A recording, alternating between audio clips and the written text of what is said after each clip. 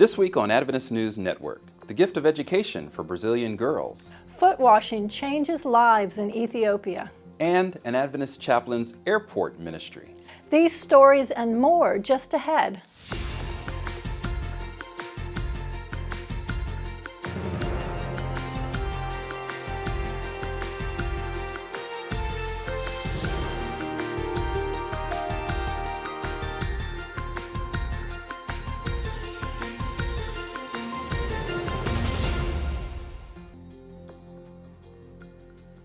This is Adventist News Network, a service of the Seventh-day Adventist World Church.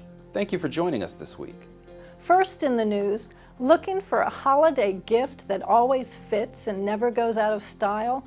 You can't go wrong by choosing one of the 63 projects in the Adventist Development and Relief Agency's really useful gift catalog. Education for girls in Brazil, shelter for children in Bangladesh, or clean water for families in Cameroon. These are just a few of the choices. 100% of funds donated will go directly toward the project you specify. Add your gift certificates are available to let your friends and family know that you made a contribution in their name. Browse ADRA's really useful gift catalog online at adra.org. For most Adventists, foot washing symbolizes humility, often during communion service. For a group of Newbold College students, a recent foot washing ceremony was more practical than symbolic. During their mission trip to Ethiopia, Newbold students helped locals suffering from a foot disease called podoconiosis. The disease attacks the lymphatic system and causes painful swelling and disfiguring of the foot and lower leg. It can be prevented through better hygiene and wearing shoes. Students washed and treated feet and handed out new pairs of shoes at a local medical clinic. While in Ethiopia, Newbold students also painted a children's center and stocked a local Adventist school with teaching materials donated by Newbold's college library. This was the third in a series of humanitarian trips to the country, organized by the Adventist Churches College in the United Kingdom. This week, ANN spent a morning with Adventist chaplain Jose Barrientos. Instead of church members in pews, Jose ministers to commuters and employees at one of the busiest international airports in the United States. The young Hispanic pastor is one of 18 assistant chaplains serving at Washington Dulles International Airport. Jose and his fellow chaplains offer Bible studies, prayer, worships, and look for people who need help. While some travelers might ask Jose for directions to their gate, others have just lost loved ones and request spiritual support.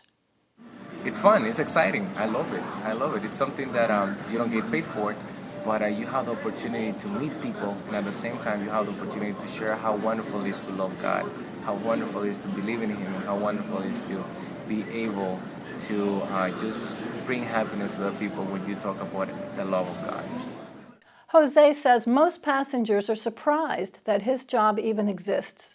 Many people assume chaplains only support the military, but Adventist chaplains are active in hospitals, schools, prisons, corporations, and airports. There are now chaplains in more than 140 airports worldwide. More than 600 Adventist women serving in churches and small groups in Honduras were empowered for leadership recently. They attended the church's first Women's Ministries Convention in the Caribbean nation. The convention drew Honduran Minister of Justice and Human Rights Ana Piñera and former Honduras Congresswoman Doris Gutierrez. Gutierrez spoke on the importance of women's participation and leadership in society. Women's Ministries Director for the church in Honduras, Del Howell, says the convention was particularly important for the country. Honduras is challenged by poverty, unemployment, and an increase in violence against women. A grassroots prayer initiative is sweeping the globe. It's called Operation Global Rain, and it brings Adventists together worldwide to pray jointly for 10 days every January for the outpouring of the Holy Spirit. Almost 2,000 churches in 80 countries joined in the first Operation Global Rain, held in 2007. Now, church leaders have voted to make Operation Global Rain an annual event. Joining us here in the studio today is Janet Page. Welcome, Janet. Thank you. Janet, you and your husband Jerry first supported this initiative while you were working in the church in California. Tell us what motivated this global prayer event and how it grew over the years. I believe it started with lay people, church members, wanting to do a 10 days of prayer in their church. And when the pastors saw the blessing it was, one of them, Ivor Myers, came to my husband, Jerry, as the conference president, and said, "You need to make this a conference-wide initiative." And Jerry said, "You make it an initiative." Because we know that things start better, it seems like, from the grassroots. And Ivor took it serious, went and talked to some other pastors, and about 4 young pastors joined him. And they told Jerry, "We're going to make this go around the world." And Jerry, ha, ha, ha. It went viral as they went out on email, went viral across the world. People are hungering for this. Yes. And can you share with us a story that illustrates what happens when people pray together? Especially 10 days or longer, miracles. It's just amazing what happens. One woman, she had us praying for her son. He wasn't there. He'd never had anything to do with the church. He was off at a public college.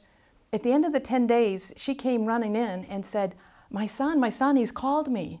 And he says, "God spoke to me and wants me to love him more than I love you, Mom, or my girlfriend, and to read the Bible." It was incredible. And a daughter came running in. When she'd come into the church, her mother had said, "I don't want anything to do. I don't want anything to do with the church." And yet, at the end of that 10 days of us praying for her, the mother called her up. She lives several states away, and called her up, actually in another country, called her up and said, "I want you to know that I'm going to join your church." No contact made, just prayer. But we've seen churches, people healed in the churches, people healed physically, just people reconverted, people converted, people start coming to the churches they don't know why they came, but people were praying. Now, people are going to want to know how they can join this global initiative. I would love to tell you how they can join. If they will go to revivalandreformation.org, on there you'll see right away Operation Global Rain. And it'll have on there videos telling about it, but also we have on there theme sheets, resources. Theme sheets, I'm so excited about these. Some people have worked very hard to make up theme sheets, Ivor and some others, to do each night. Mark Finley's written a book for it, 10 Days of Prayer. And the theme sheets, also we have a leader's guide, a prayer guide of how to pray for an hour. I had some of my young people looking at this to see what they thought, and they went, "Wow, we want to start doing this now." Because it's just so good how you can pray for a whole hour together as a group. It's very detailed. It's excellent. You know, some people may want to do it different, but it's great. Thank you, Janet, so much for being with us today. Thank you. Up next, remembering a legendary Adventist musician.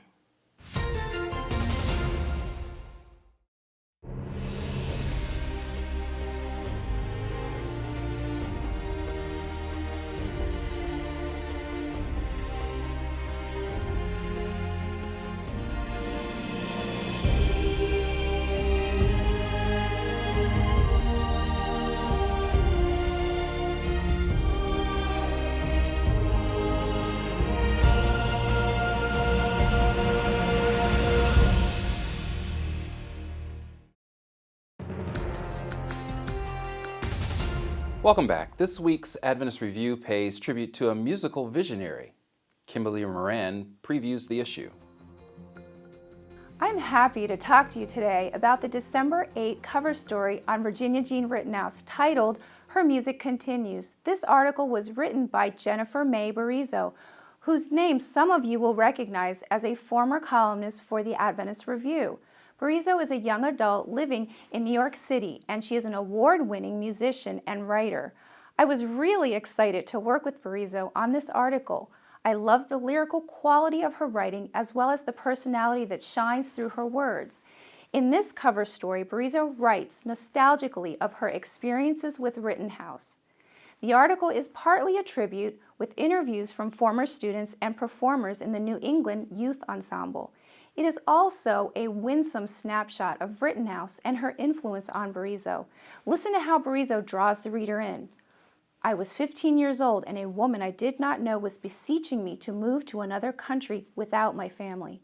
She told me that I must join her. She told me that one day I would play in Carnegie Hall.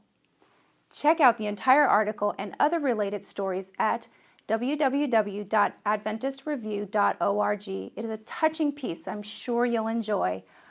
I also wanted to remind subscribers that we have continued to print humorous and/or profound anecdotes, Adventist quotes, reader photos, and a variety of short items on our Give and Take page.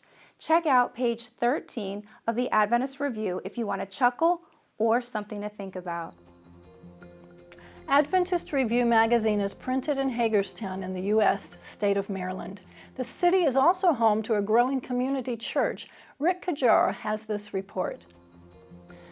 In Hagerstown, Maryland, United States, there's a small church plant that they call Faith Step.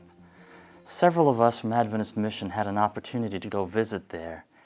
And when you walk into this house, because it is a former house, you walk in and you feel like you're walking into a home. Because in the back there's a kitchen and they're preparing food for lunch and they meet in the living room. And we met one member there whose name is Dolores, and she was invited there by her eye doctor. And Dolores is a recovering alcoholic, and she told us, "This is like my family. Whenever I'm down, whenever I have a problem, I can call people, and they're there for me. She says, I don't need to go to my alcoholics meetings now because my family is here for me." We went next door, and upstairs they have a women's shelter, and there's a woman there who's been a drug addict for 33 years. She started when she was 12, and she was living there, and she's studying the Bible. You know, some people might say that this church hasn't grown much in 10 years. But this church is in a community mingling with the people who are in the greatest need. If you want to see this video, you can go to the Adventist Mission website, www.adventistmission.org, and you can see this story and others of people who are touching lives for Jesus. Now let's hear from Megan Bronner. She has this week's Adventist social media highlights. This week, our social media friends shared how their churches are telling their communities about Jesus' birth during the holidays. Members of the Everett Adventist Church in Pennsylvania are collecting clothes and toys for needy children in the neighborhood. The Athelton Church in Maryland is sending 1,000 invitations to neighborhoods near their church, inviting them to a special Christmas Eve service, while their youth group is collecting gifts for a nearby homeless shelter. Others said their churches go door to door, inviting people to Christmas services, or host a meal that the whole community is invited to. The results of our latest Facebook poll are in. We asked how you use social media in your worship service, and the majority of you said you tweet your favorite parts of the sermon. Pastors, if you want to know what your members like most about your sermon, you better follow them on Twitter. Check back regularly for more Facebook polls, and also be sure to let us know how you and your church are spreading God's love this Christmas season. We'll be sharing more of your holiday stories next week. When we come back, our tech tip of the week.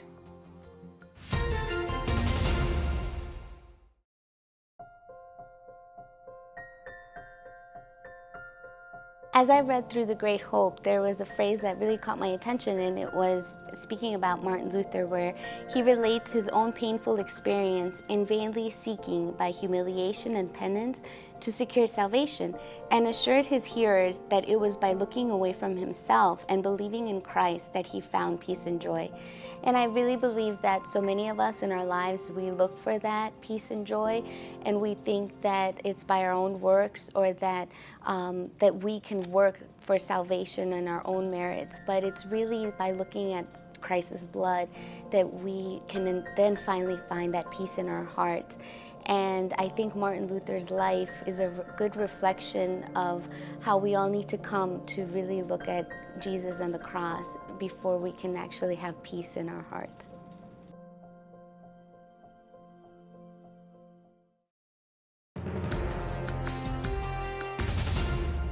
Welcome back. Here's John Beckett with a Skype primer. Everything you need to know about free internet phone service. Today we're going to talk about some of the many ways you can use Skype. The most basic use of Skype is to send and receive instant text messages. But Skype can be used for a lot more than that. For instance, you can easily chat with multiple people in the same window. This is really great for collaboration. Skype can also be used to voice chat with one person or a whole group of people. I find the audio conference quality of Skype is often better than paid teleconference services. Since the text chat window is available during the audio conference, it's easy to share links and notes with the group. It's also easy to video chat with someone in Skype. However, video chat with more than one person at a time is something that you have to pay for.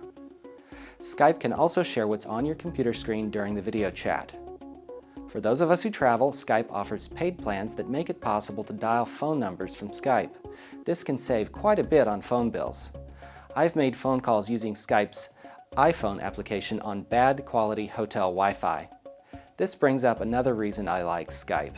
It works on almost any network. Skype is available for Mac, PCs, and many kinds of mobile devices. Many of you have asked for the latest news on the Adventist Church in Hungary, which recently lost its official status. Here's Ganoon Diop with an update. Dr. John Graz and myself, in the setting of our work in Paarl, went to visit the ambassador of Hungary to the United Nations in the setting of this new law on Hungary. Now, he tried really to make a case, to make it very clear, or he was emphatic actually, that this is not a case of religious discrimination, nor actually is it even a case of religious restriction. In Hungary, there were hundreds of organizations who were trying to actually take advantage, so they think, of the system in having grants or tax exemptions and so forth. But the government took a radical step to deregister churches. Of course, they have kept 14 churches who are now legal in Hungary, and our question to him was, but the Seventh-day Adventist, which is an asset to the Hungarian society, has been there for over 100 years. Why not us? But he said, we can still register. Only the future will tell us if this was really a case of religious freedom or if it is just internal government policy rearrangement. Stewardship can be a complicated idea for children to grasp. Sostin Mfune shares what he calls the 5 T's of stewardship. Mary, you are always late for meetings. And when you come in the meetings, you are busy playing on your cell phone. And you crankshaft. You eat anything which you see. And Shaniqua, you don't seem to have enthusiasm to use what God has given you. And Gearbox, digging everywhere, cutting trees. What's that? And Shasha, you are spending money recklessly. What is this to do with children? Stewardship. Time, tempo, talent, terrain, and treasure. 5 T's of stewardship. This has been our theme when we go for a children's congress, especially as we were in Indonesia and Singapore. Coming up, months after a devastating earthquake in Japan, relief efforts continue.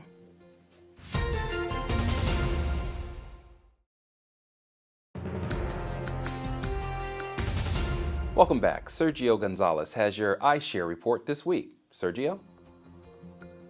Welcome to iShare, where you bring us the news. Today we have a news story about disaster relief in Thailand, created by iShare reporter Nuntapan Saipan. After recent flooding in Thailand, the Japanese embassy and ADRA worked together to provide household goods to more than 2,000 families. Here's the story. We would like to ask your feeling, how you feel today that you can come and help people here. Thank you very much. Very fine for us. As a Japanese government, we are always support to Thai peoples. Today, Japan platform, Adora Japan is under umbrella of the Japan platform. Japan platform, Japanese government supported to them. So we choose today to come here.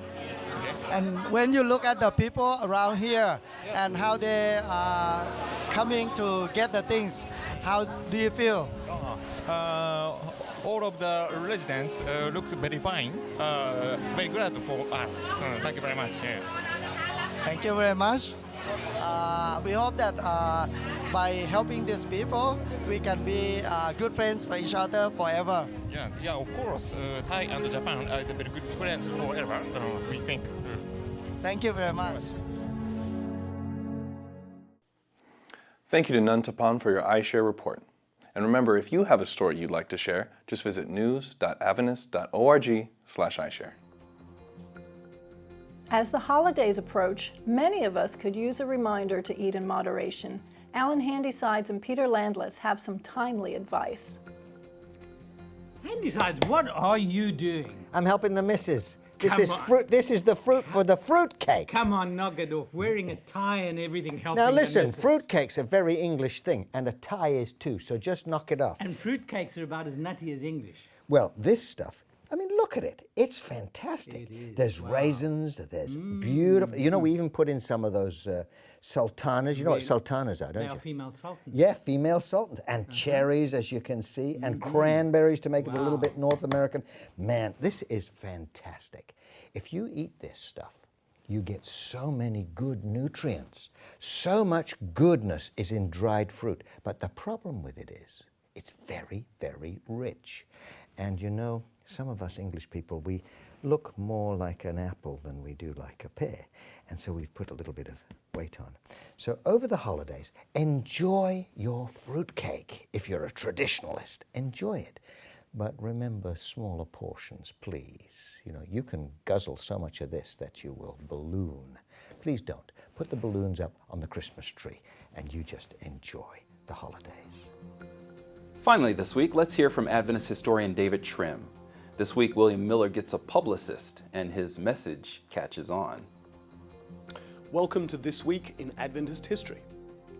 On December 7, in 1892, Walla Walla College opened in Washington State under the presidency of W.W. Prescott.